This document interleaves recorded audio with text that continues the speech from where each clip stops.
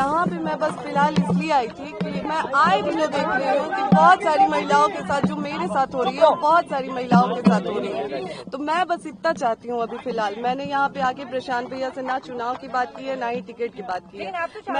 मैं यहाँ पे बस अभी इसलिए आई थी कि भैया आए दिन महिलाओं के साथ जो मेरे साथ हो रहा है, मेरा तो सब कुछ बर्बाद हो गया। अब मेरा आज की डेट में मेरे पास कुछ नहीं बचा है, लेकिन और जो मेरे साथ हुआ वो किसी और महिला के साथ ना हो। ज्योति सिंह से मुलाकात के बाद प्रशांत किशोर ने दे दिया है बड़ा बयान और पवन सिंह को बताया है। दोस्त नमस्कार, आप देखना शुरू कर दिए हैं दर्श न्यूज और मैं हूं कुमार मनीष। देखिए, बंद कमरे में शेखपुरा हाउस में लंबी बातचीत के बाद प्रशांत किशोर और ज्योति सिंह साथ में बाहर निकली, मीडिया के सामने रूबरू हुई।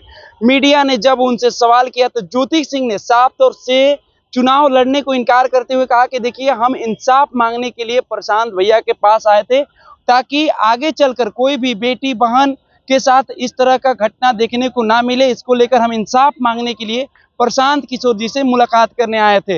लेकिन प्रशांत किशोर से जब मीडिया ने सवाल किया तो प्रशांत किशोर भी साफ तौर पर क्या कुछ कहते हुए नजर आ रहे हैं। पहले उनके बयानों को सुनिए। प्रशांत किशोर और ज्योति सिंह क्या कुछ कहते हुए नजर आ रही है। मैं चुनाव लड़ने के लिए या फिर टिकट के लिए नहीं आई थी। मेरे साथ जो हुआ है यहाँ पे, मेरे साथ जो अन्याय हुआ है वो किसी और महिलाओं के साथ ना हो। कोई और महिला जो मैंने झेला है वो कोई और महिला ना झेले, क्योंकि आए दिन ये महिलाओं के साथ होते रहे। मैं उन तमाम महिलाओं की आवाज बनना चाहती हूँ जिसके साथ ये अन्याय हो रहा है। आज की डेट में ये अन्याय किया जा रहा है। बस इसीलिए मैं प्रशांत भैया से मिलने आई थी। मैं चाहती हूँ नहीं, मैं यहाँ पे चुनाव की कोई बात ही नहीं है। यहाँ पे चुनाव को लेकर कोई बात नहीं हुई है और न ही टिकट की कोई बात हुई है। मैं बस उन तमाम महिलाओं के लिए यहाँ पे आई हूँ जिसके साथ मेरे साथ अन्याय हो रहा है। तो वो उसी चीजों से जो जूझ रही है महिलाएं, मैं बस उसके लिए आई हूँ। महिलाओं के लिए न्याय मांग रही हूँ। के साथ बहुत बड़ा अन्याय हो रहा है, उसमें ये चाहती हैं कि इनके साथ जो हुआ वो कम से कम बिहार की दूसरी महिलाओं के साथ न हो, आपके बेटी बहन के साथ न हो। ये चाहती हैं कि जनसुराज से इनको मदद मिले, जनसुराज इनके साथ खड़ा हो। तो एक मिनट रुकिए, मैंने इनको आश्वस्त किया है कि जो आपका पारिवारिक मामला है वो चाहे किसी का पारिवारिक मामला हो, उसमें जनसुराज या प्रशांत किशोर की ना भूमिका कभी थी ना कभी आगे हो सकती है। लेकिन अगर आपको सुरक्षा को लेकर या लोकतांत्रिक जो मूल्य हैं जिसमें हर नागरिक को, हर शहरी को अपनी बात कहने का अधिकार है, उसके लिए आपको डरने की जरूरत नहीं है। आपको या आपके साथियों को अगर कोई डर लग रहा है तो आप बिल्कुल जानिए कि जनसुराज पूरी तरीके से आपके साथ खड़ा रहेगा। आप अपनी लड़ाई लड़िए, न्यायपूर्ण तरीके से लड़िए, आपस में आरोप प्रत्यारोप से नहीं होगा। आप न्यायपूर्ण तरीके से अपनी लड़ाई लड़िए, जो बात आपकी सही है उसके साथ हम लोग खड़े रहेंगे। आपको कोई डराए नहीं, कोई बुलडोज न करे, उसके लिए हम लोग इनके साथ खड़े हैं। अगर यहाँ आई हैं तो मेरी ये सोशल रिस्पॉन्सिबिलिटी है, सामाजिक रिस्पॉन्सिबिलिटी है कि पवन सिंह जी की पत्नी अगर यहाँ आई हैं तो मैं उनसे मिलूं। उनकी बात मैंने सुनी। इन्होंने ऐसी कोई बात कही नहीं, इन्होंने कुछ मेरे से मांगा नहीं। इन्होंने सिर्फ इतना कहा कि अगर आपके बहन के तौर पर मेरे साथ अन्याय हो रहा है तो आप हमारे साथ खड़े हैं। तो मैंने इनको ये कहा है कि अगर आपके साथ कोई जाति हुई है या हो रही है तो आपके साथ पूरी ताकत से हम लोग खड़े रहेंगे। कोई चुनाव को लेकर बात नहीं हुई है। तो मैं आप सुनिए, एक मिनट, आप लोगों से भी आग्रह कर रहा हूँ, किसी के घर की महिला के बारे में, किसी भी महिला के बारे में इस तरह का मोटिव करना कि ये इसलिए कर रही टिकट पाने के लिए लोग अपना घर परिवार उजाड़ेगा, कोई ये कोई बात है? आपके घर की महिला, आपकी बेटी, आपकी बहन, आपकी पत्नी टिकट पाने के लिए आपसे झगड़ा करने लगेगी? ये दोनों अलग मुद्दा है। और आप लोग से भी मेरा आग्रह होगा कि आप सुनिए, फिर आप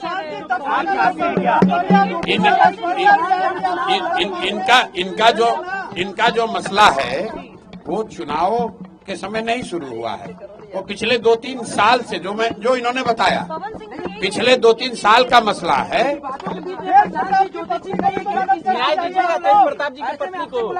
मेरे भाई, अगर चुनाव लड़ने का मन इन्होंने बना लिया है तो वो उनका निर्णय है, वो जनसुराज का निर्णय नहीं है। और जनसुराज का निर्णय टिकट जो है वो प्रशांत किशोर खड़े होकर नहीं बांटते, उसकी एक प्रक्रिया है। मेरे पास ये आई हैं, बिहार की कोई महिला आ सकती है जिसको लगता है कि उसको मेरे से कुछ मदद मिल सकती है, वो आ सकती है, तो ये भी आई हैं। तेज प्रताप की पत्नी को न्याय दीजिएगा भैया। बिल्कुल।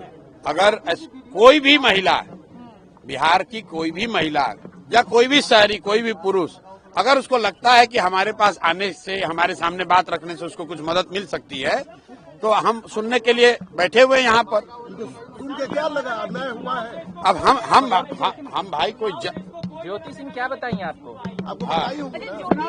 क्या समझते हो? आपने भी कहा था कि पवन सिंह अगर वाइस के रूप में मुझे स्वीकार करेंगे तो मैं चुनाव नहीं लड़ूंगा। जी आपका स्टेटमेंट था। जी, यहाँ पे मैं बस फिलहाल इसलिए आई थी कि मैं आए दिनों देख रही हूँ कि बहुत सारी महिलाओं के साथ जो मेरे साथ हो रही है, बहुत सारी महिलाओं के साथ हो रही है। तो मैं बस इतना चाहती हूँ अभी फिलहाल। मैंने यहाँ पे आके प्रशांत भैया से ना चुनाव की बात की है, ना ही टिकट की बात की है।